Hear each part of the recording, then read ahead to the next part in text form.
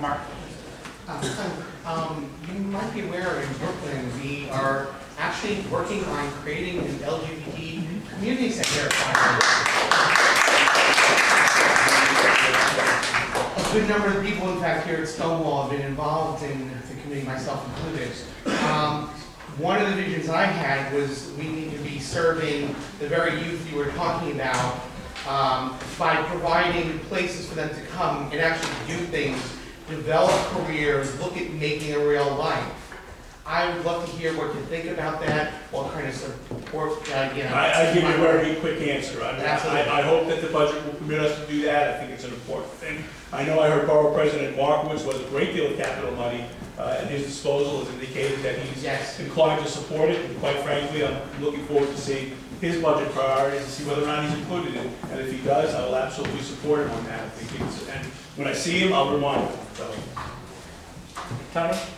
It was hard for me to hear much of what you said after you, when you talked about congestion pricing, you suggested that the way to solve that problem, or the problem of congestion within the cities,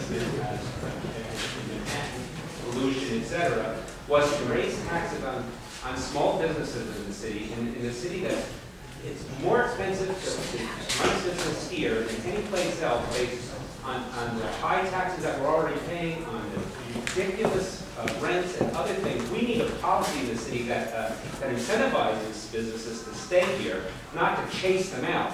I prefer to solve that problem on the backs of the people that are driving the cars and causing the pollution and making the congestion. So I just don't understand that kind of thing. Well, I mean, if you really want to get down to it, you have to look at, who's actually causing the congestion, who's driving the cars. 39% of the vehicle miles traveled in the central business district are being driven by yellow cabs, 33% of which are cruising for passengers.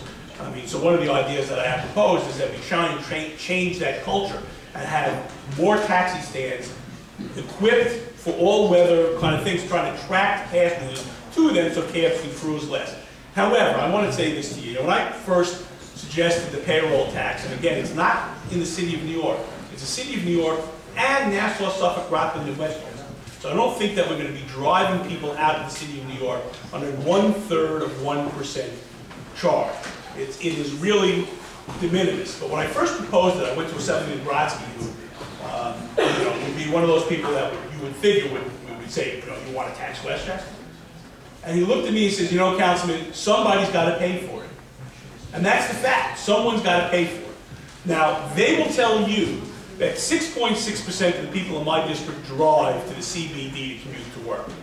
Now, whether that's true or not, if they're right, that means you want to balance the budget of the MTA capital plan, which is just a whole other story, on the back of a small minority of people in this city.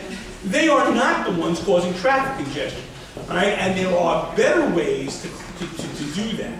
Now, I have 9 points. I'm not going to go through all of them because, the Congressman's here and I don't want to be talking all night. But there are things that are actually related to why traffic doesn't move in this city. And quite